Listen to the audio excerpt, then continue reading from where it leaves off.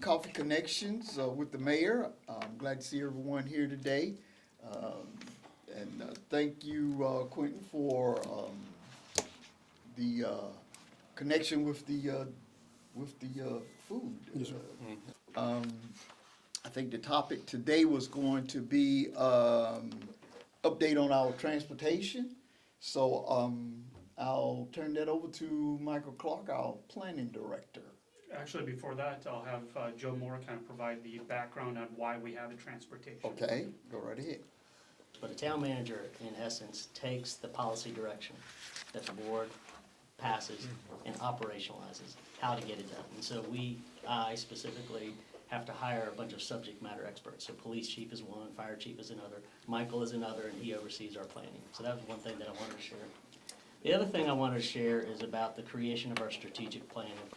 Go back to 2015, an interesting thing happened in Wake County. They didn't realize it at the time, but they had welcomed their 1 millionth resident into Wake County. The county was founded in 1771, so it took them about 2.5 centuries to get to the million population mark. The expectation was they would get the next million in 3.5 decades. And Zebulon, with relatively cheap land, available land, and close proximity to employment and population centers in Raleigh, Durham, and RTP, was fit to grow. For those communities that don't plan for growth, they in essence plan to fail. And so Town of Zebulon got very busy in a year-long community engagement effort to hear from the community on what they wanted to see remain the same in the next 10 to 15 years and what they were hoping to be different in the next 10 to 15 years. And there was a lot of comments that were received from the community. We had all kinds of community engagement efforts. We had surveys, we had focus groups. We were not proud that if we saw you under one of our picnic shelters and you were having a family event, we would approach you and we would ask you a series of questions. And those questions, while there were a lot of them, they focus on those two primary. What do you want to stay the same? What will you hope will change? And of all the comments we received, we were able to put them into 3 broad categories or focus areas. One was vibrant downtown. The community, whether they're a longtime resident or a newcomer, found a lot of value in downtown. They either came here because they wanted the small town life, or they grew up here and they had fond memories, and if you go back even as short as 5 years ago, downtown was a far different looking place than it is even today. So that was one focus area of comments. The second focus area of comments was small town life. They wanted to, no matter how much we grew, they wanted to preserve, protect, maintain somehow, some way, that small town life. How do we remain connected to each other as residents? And then the third area, and this is going to be the segue into the presentation that Michael has, is that we were going to grow smart. We weren't going to grow for growth's sake. We knew growth was coming, or the citizens knew growth was coming, and they wanted to be prepared for it. Preparation meaning to have the appropriate staff as far as a capacity to meet the volume, but also the skill sets to know that we were not only growing as a community, but we were diversifying as a community as well. So that would require different skill sets than we had traditionally provided in the past. But growing smart also meant have the plans for growth, have land use plans and have transportation plans. And so when a community such as Zebulon changes its land use pattern, meaning typically agricultural land that uses a 2-lane road system, and those lands get changed to housing developments, those 2-lane roads don't function very well to convey traffic. There's not enough roads, there's not enough lanes on the roads, and you can see this most notably as you travel up north of Rendell. They come in a very weird angle about how they spoke in, and the reason for that is because the farmers, all they were worried about is getting down to the depot, dropping off their crops, and getting back. So Michael is going to talk about a plan about how the town of Zebulon, through partnership with developers, because they are the ones introducing the traffic, how we're going to increase our network of transportation, not only roadways, but different options like bike and ped and pedestrian. So with that, I'll turn it over to Mike to share with you the transportation plan. According to Sig Hutchison, chairman of Wake County Board of Commissioners, yesterday he said that Wake County was up to 1.2 million. So, I mean, it's just phenomenal how it's growing so fast. People just coming here from everywhere, but, yeah, we're up to 1.2 now. Michael? And I think, to build upon that, that kind of surprise of 1.2 million folks within Wake County is representative of a situation that we currently have, where our road network does not meet our current capacity needs. Well, a couple of years ago, we took a look at what we had for a transportation plan at that time. And it had been modified and adapted, but really didn't take into consideration this level of growth. And I think that's very indicative of the traffic patterns that you see along Old Bund right now. With all those neighborhoods going in there, the road corridor on Old Bund really wasn't designed to accommodate that level of transportation. Could you figure each of those homes have approximately 2 vehicles? You have folks coming in peak hours in the morning and the afternoon. So suddenly you have these concentration pinch points at key locations such as where Arundel and Pierce is meet, and Arundel and Proctor, and Green Pace, and Arundel and the interchange. So with transportation planning, there's really 2 ways to think about it. You can either make roads a lot wider to accommodate more vehicles, or you can make more roads. There's pros and cons for both situations.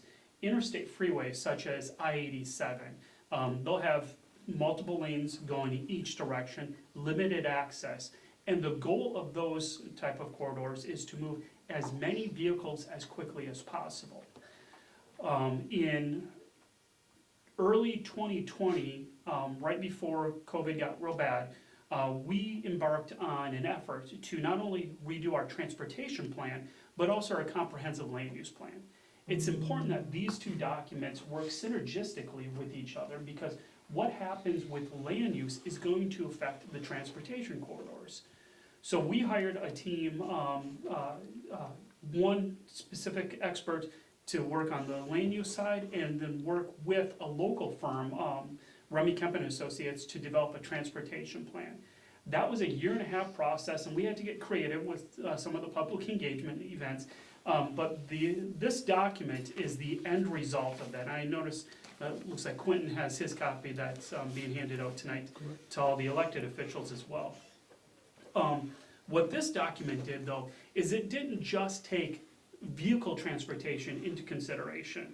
It was a full multimodal view of, okay, how do you move people from point A to point B?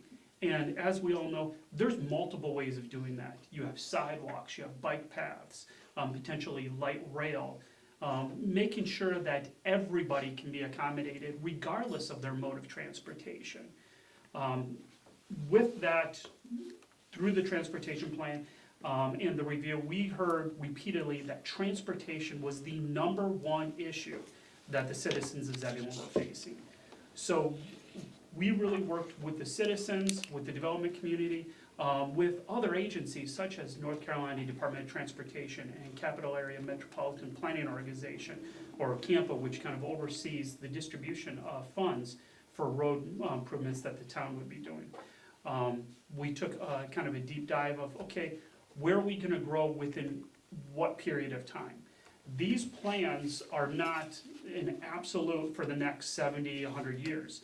These are living documents that need to be updated periodically and reviewed periodically. But with all that, we were able to really figure out a simplified version of our old transportation plan. And that's what this handout is. Everybody should have received a copy of it.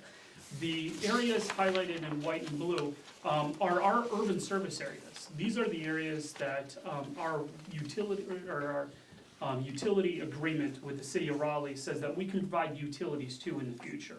It does not include the watershed, and it does not include the neighboring counties. That's a conversation for a later date. But we did take a look at the road networks within this area, and more so is how do they connect to the other municipalities. We all realize that vehicles don't just stop at our corporate boundaries, but as they go into other counties, other communities, we need to take those into consideration. We also looked at what we had currently for our transportation right-of-way widths. And we had way too many. There was too many colors on the map, and it was complicated for the developers to follow. So with that, we created a simplified process that really only creates 3 road styles. And from each of those, we can adapt those for specific situations. We have 2-lane median divided, 4-lane median divided, and 2-lane undivided. 2-lane undivided would be something that you'd see in the grid pattern of the old town. Those are gonna be your small connection streets, areas where you want very low volumes of traffic. You don't want high speeds. Those are gonna be your more pedestrian-oriented areas, where you might have kids playing out in the street and yelling game off as a car comes by. Then you have the 2-lane median divided. These are a little bit higher speeds, but that median, that landscaped median, actually creates a traffic calming element. You see these, as an example, in Knightdale Station is a close location, where it is a landscaped corridor that provides as a feeder street into the individual pockets of the neighborhood. We potentially will have that with a couple developments that are in early review stages, where they're connecting in these connector streets, such as Judd Street, where depending upon the configuration, it'll have that landscaped median. The third style and the highest volume is the 4-lane median divided. I should say that even knowing that it's median divided, there's situations where that 4-lane might end up being better used as a turning lane, especially in commercial and industrial situations where you're gonna have large trucks or high volumes of traffic. They're gonna be needing to make a left turn into these shopping areas or into these industrial employment areas. But once again, that median creates a traffic calming element. It also has environmental features to help contain stormwater, create shade canopy potentially over the roads, reducing the heat and actually preserving the long-term viability of the asphalt, which then reduces on maintenance for the town. One of the things we also did is look beyond the vehicles. In our transportation plan and our corresponding unified development ordinance, which is the actual rule book, the laws that the development community needs to follow, we now require sidewalks on almost, in both sides of almost all street sections. There are a couple exemptions to that for conservation subdivisions and a couple other very specific situations. But for the majority, we realize that pedestrian traffic is just as important to make sure that we have those opportunities as vehicle traffic. And I think a great point of example of this is the pedestrian traffic that needs to go from the south to the north side over 264 and 64. As an example, Zebulon Middle School going up to the Boys and Girls Club, making sure that those pedestrian connections, we're able to make safe connections for those who are not driving. Another mode of transportation is the greenways. We've looked at this and updated our greenway plan, and we didn't just stop in the planning department with that. We also corresponded and worked collaboratively with our Parks and Recreation department, because we realized that transportation can also become a Parks and Recreation amenity as well. And through that, we created what our Parks and Recreation department calls the Green Spine, which is plans for a greenway connection from Little River Park all the way to Five County Stadium, with the downtown being the hub of the activity.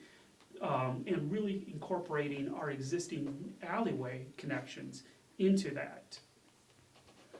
To shift gears, one of the things that we hear a lot is, why isn't the town doing something about the transportation?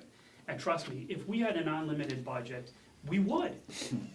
But unfortunately, the town does not have an unlimited budget, and road improvements are very, very expensive. So we, with the town, really look at a couple different options. One is probably the longest and most difficult to work with, and that is waiting for NCDOT to do something. NCDOT owns a lot of roads in the town. North Arundel, Gannon, Old Bund, these are all NCDOT roads. They're not town roads, we don't maintain them. But once again, NCDOT doesn't have unlimited funds either. So there's situations where we have to work with the development community as well as other partners. as an example, that the town right now has plans for multiple turn lanes and a stoplight at the intersection of Old Bun and Shepherd School.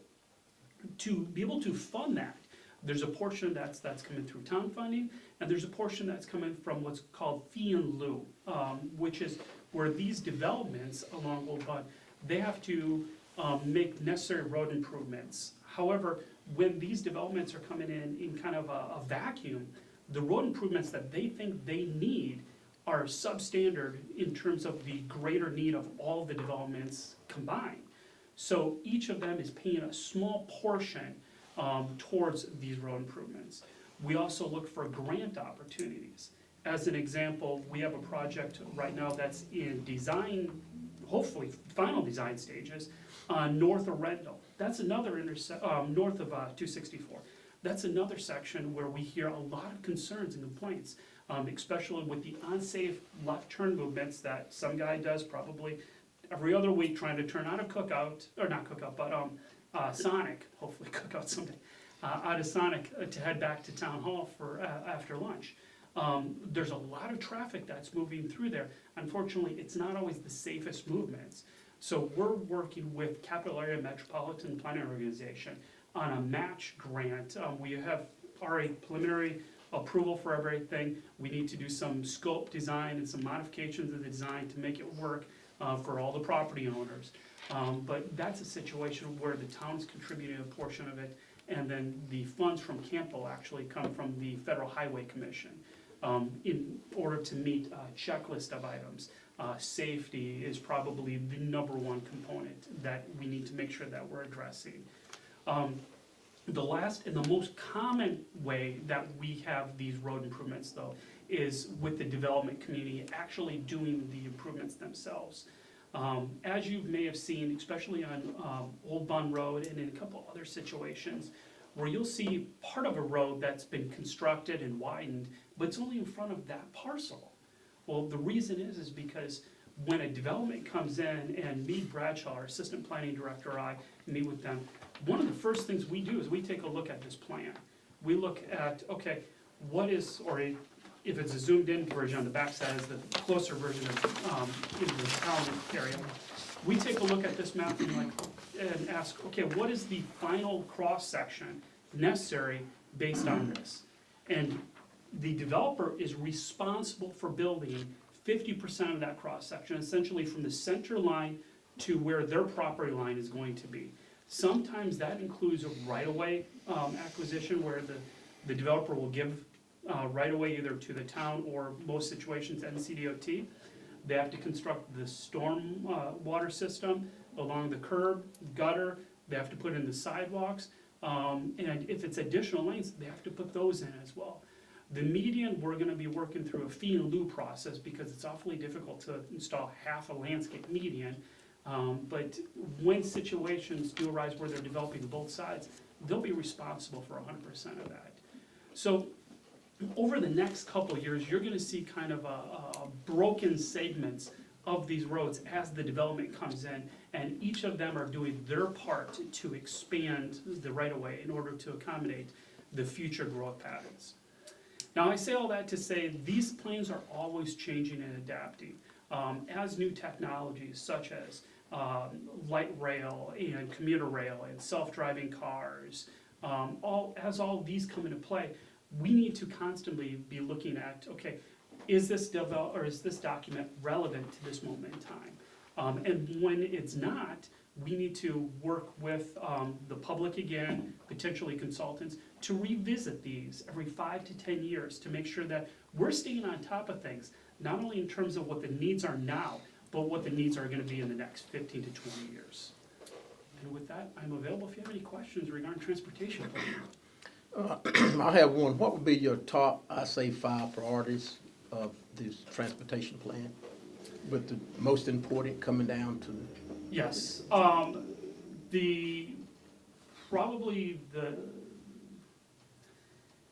it's hard to pick one as the top one because they're all important. Sure. So the just top can't do all five- at the same time, though. Yeah, trust me, if we could, we would.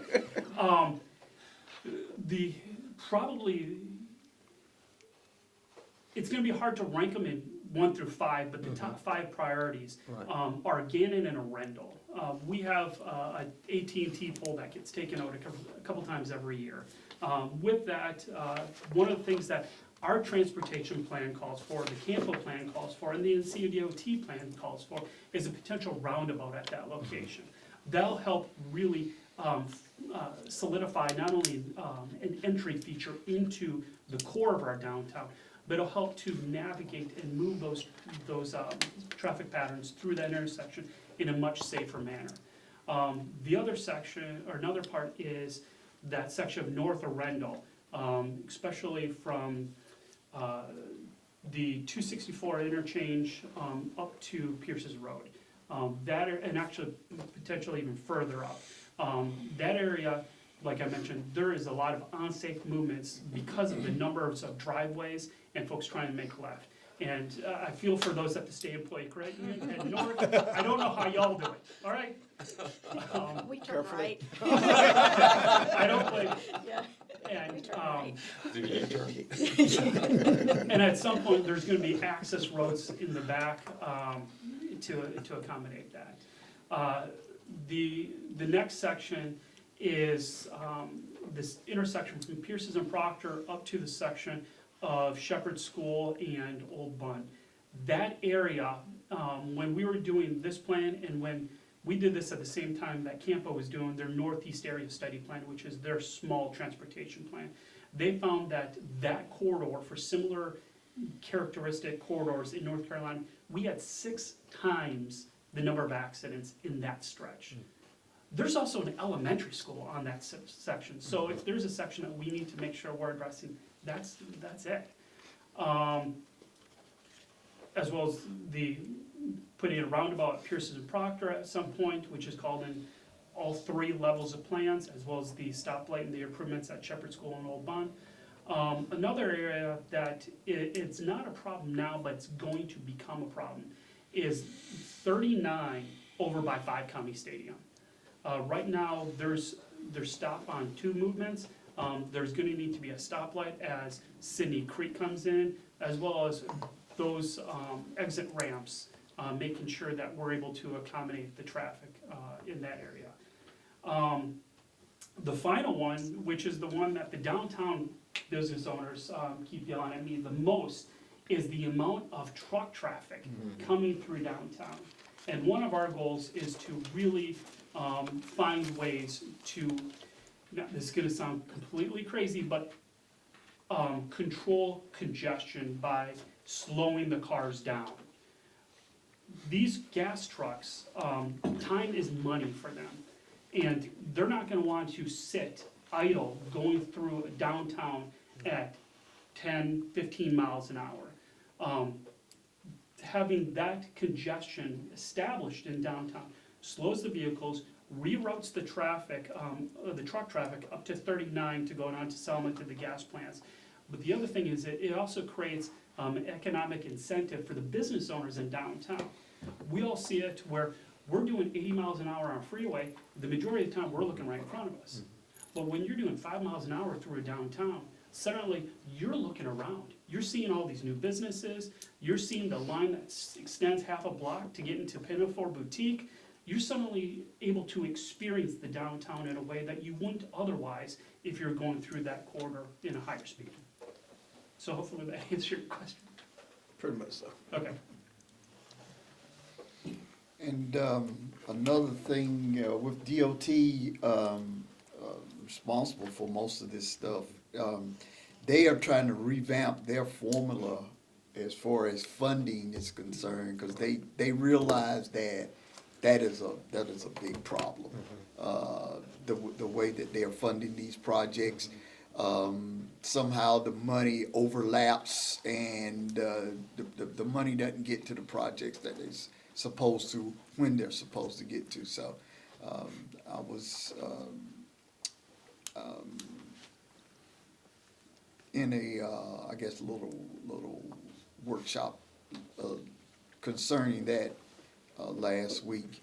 And just like Mike was saying, the way these projects are rated also, you know, the connectivity, the investments, the infrastructure, and safety.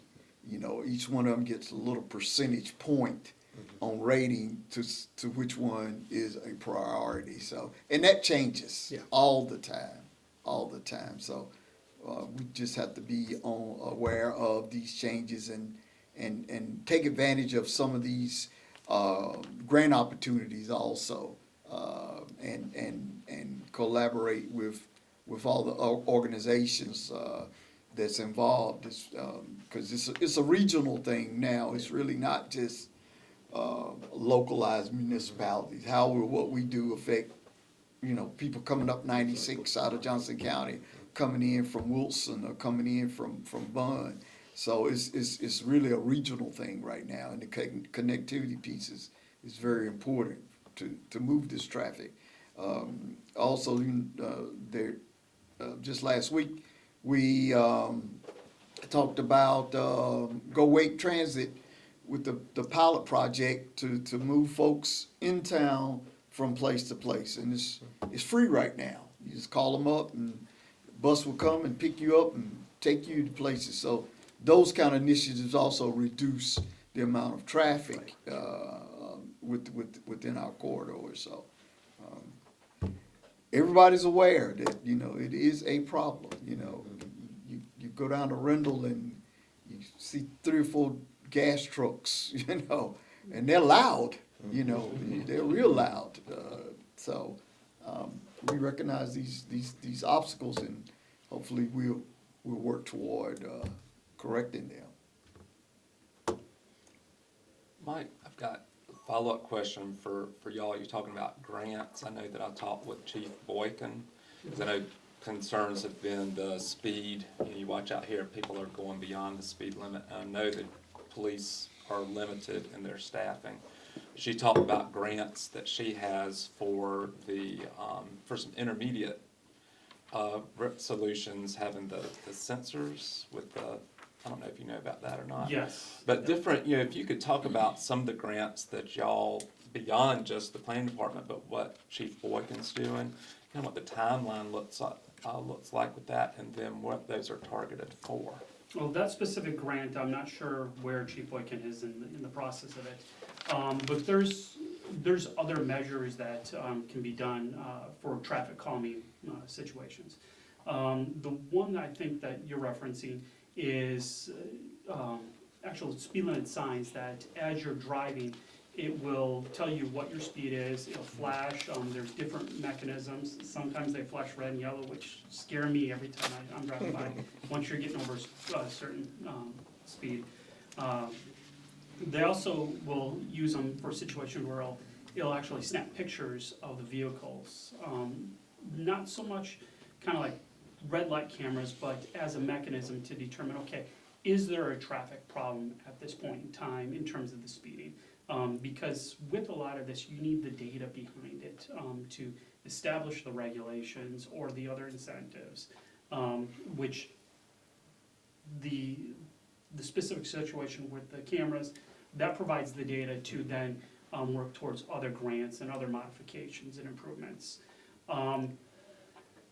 Campo is probably the #1 mechanism we have for grants, at least through the planning department in terms of these right-of-way improvements and traffic improvements. With that, there's several different elements. There's what's known as STIP funds, spot funds, and each of those have their own set of regulations and criteria. On top of that, in each of those categories, there's certain percentages that are being allocated towards vehicle, towards public transit, towards bicycle and pedestrian improvements, and having packages that come in where you check multiple boxes could potentially allow for the project to be broken up and get funding from each of these different resources as well.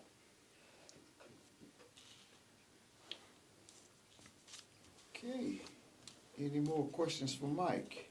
I was gonna ask the timeline, especially north of Rendell. Do you know, our parking lot is so jammed up every Friday that members will say, yeah, your parking lot was too busy, I didn't wanna come there, I went to a different branch.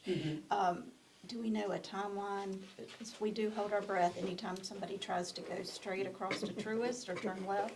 Yeah, Because it's terrible. it's Frogger. Yeah, it really is.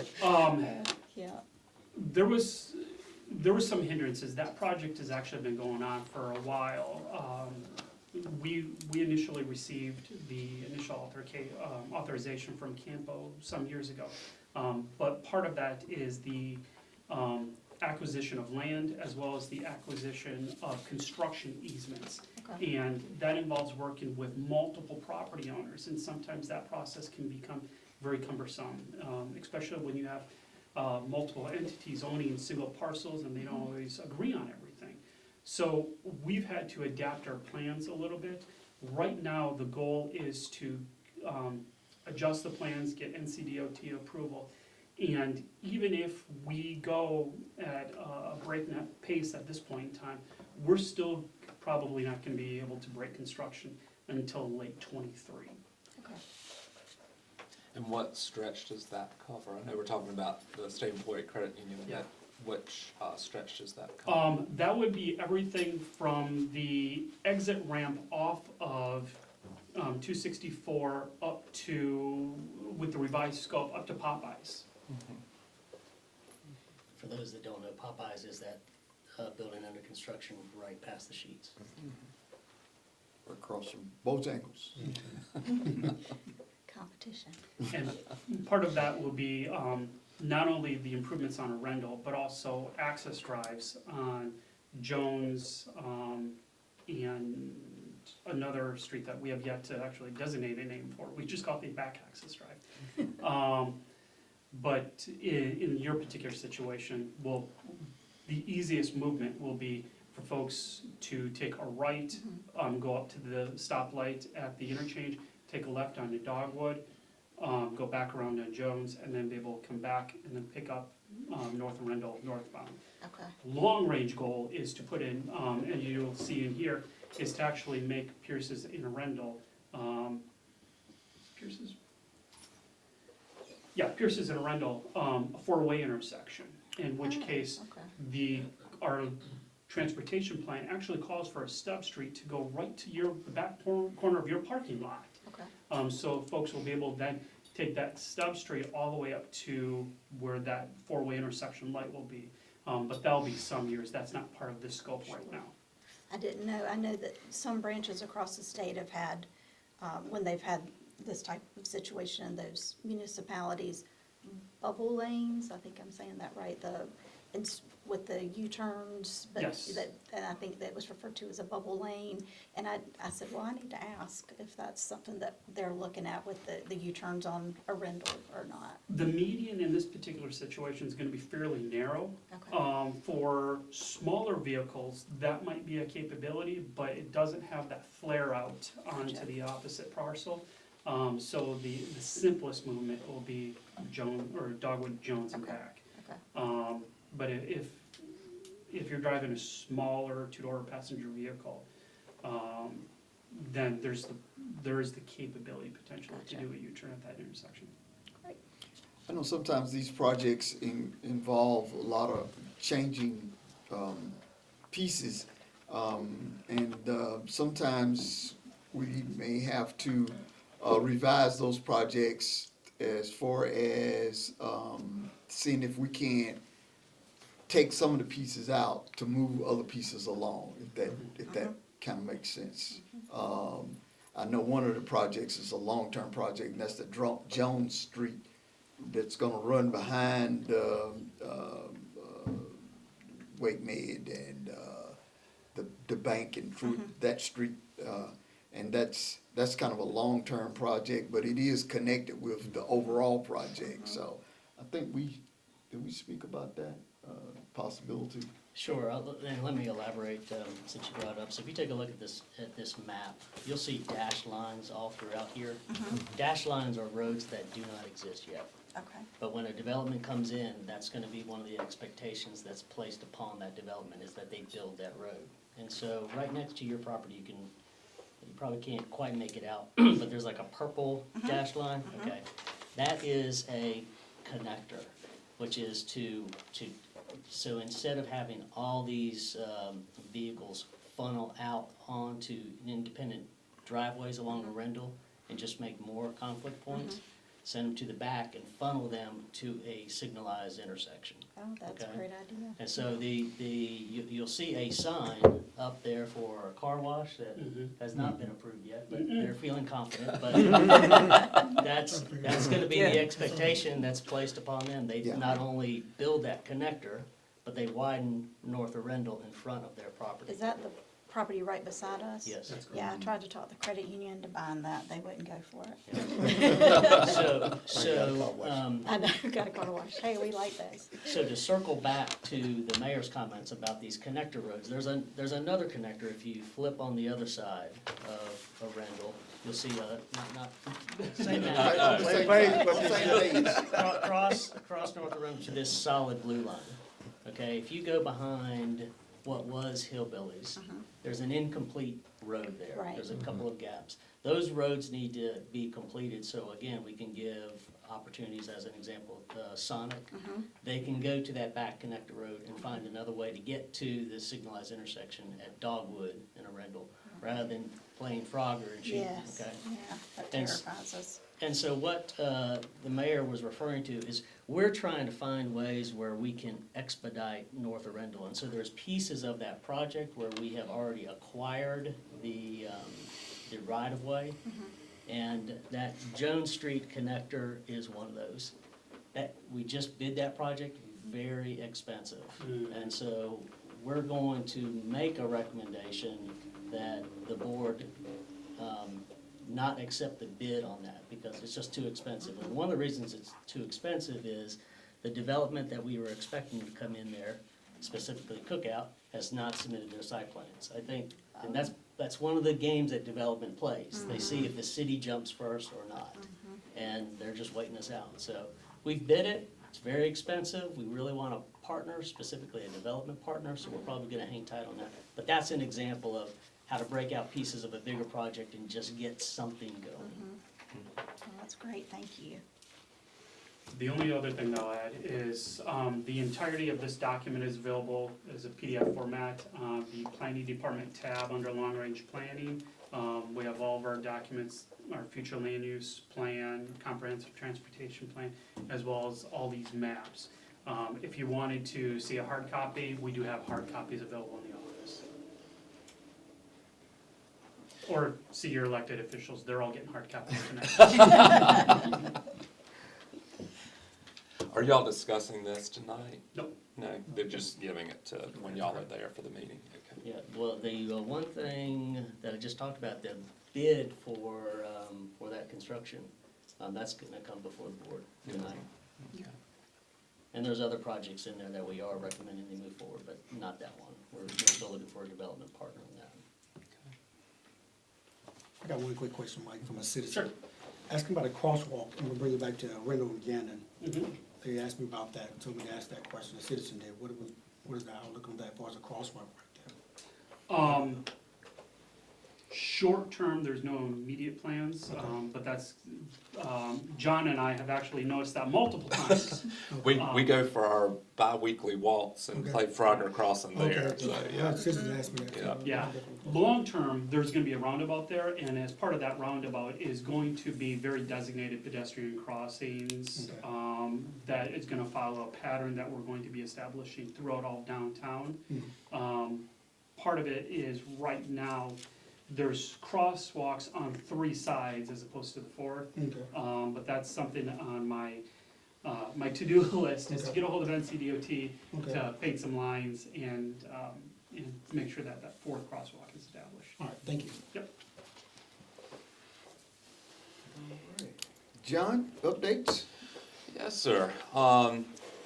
Last week went, I think perhaps they planned it this way, I don't know, when the towns met down in Wilmington, the different representatives, the North Carolina and South Carolina Chambers of Commerce Convention Conference was last week. And had the opportunity to attend from Wednesday through Friday. I was telling Quentin, while we were prepping, is it's like an 8-lane, 2-way highway in terms of all the different responsibilities various chambers take on depending on where they're located. And so this June marks my 1-year anniversary being at the chamber, and just been doing a lot of networking in town, a lot of networking in the region. How I learn best is I learn by jumping in with both feet, and as I told Quentin, doggy paddling. And then jumping out. And last week was kind of a jumping out point to begin letting some of the information assimilate. And then think about, hearing what other chambers are doing, and how you have a Raleigh, you have a Greenville, South Carolina, how you can downsize some of the initiatives that they do, or if you have, believe it or not, there's some chambers smaller than us, and how you can take some things that they're doing that are successful and upsize it. So we're really in that process of thinking through of what programs we need to offer that benefit our members, that benefit our community. And one of the steps in accomplishing that really is working with our board and rebuilding our board. As I've shared with some of y'all, you've met me a number of times, so this will be a little redundant, but for those that I've not met with the chamber being closed down for 1.5 years, almost 2 years, and we were not the only ones, it really is a total reboot on so many levels, but that opens up a lot of opportunities. But what chambers did prior to COVID is not necessarily what chambers do precisely post-COVID. Things have changed. So thinking about that and thinking outside the box and how we complement, what's going on with the town, what's going on with our business investors and partners. So, looking at the board itself, we've been expanding the board. Mr. Cornell has agreed to come back on the board as of January, bring some of his wisdom.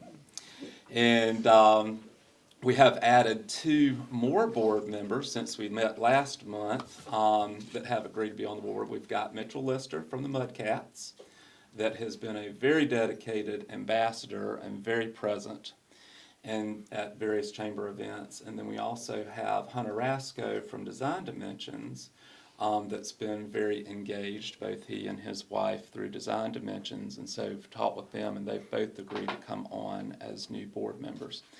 And so we're looking at expanding that. We're looking at diversifying somewhat as well, and so it better represents the community. Mr. Cornell and I have been talking about that and trying to understand various partners, investors, and those that have shown engagement with the chamber as well. So that's what we're really looking at right now, and just letting things sift out, is we've got to get the board set, and then do some board training and do a strategic plan. And that doesn't mean I'll wait until all that happens to get some stuff going, but this, in terms of ordering our steps and concurrently working on continuing to network, reach out to our members, potential members, because we are a nonprofit and we are only able to operate if we have those operating funds coming in, but looking at sponsorships for various programs as well that could help with that. So I won't give too many specifics before presenting things to the board, but just let you know that there's a lot of potential, there's a lot to be done, and there's a lot that is being done. And I really appreciate so much the representatives and the town staff making themselves available, Mayor York working with me in putting this together on a monthly basis. We'll be taking a little break over the summer because people will be out of town, but just giving that opportunity to build these connections and strengthen connections and understanding. So that's one of the things that I see the chamber's role as being, especially in Zebulon. All right, thank you. Any of the guests like to speak on anything at this point?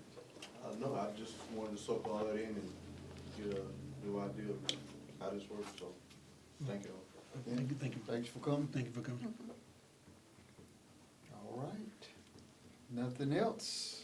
We'll adjourn and eat some of this good food. Yes, yes. Before we And adjourn, I- I just want to personally thank everybody for coming out too as well. Yeah. Especially this gentleman, give a highlight, I met him yesterday in our community, excited, energized, ready to do some stuff in the community, so, in last minute invitation, he's here this morning, just definitely want to give that shout out to that. Eric, are Thank you for new coming. to the community? I've been here for 2 years. 2 years, where'd you come from? From Raleigh. Okay, I think he's actually a firefighter, I think you said, or Yeah, something? Greensboro. He's a firefighter in Greensboro, so. well, what, just kind of doing an informal survey like what Joe said, is what brought you to Zebulon? I got divorced 2 years ago, and we moved small town Zebulon. I like the feel of it, so. yeah. Excellent, Awesome, thank you. thank you for sharing. Well, appreciate everybody being Yeah, here. thank everybody.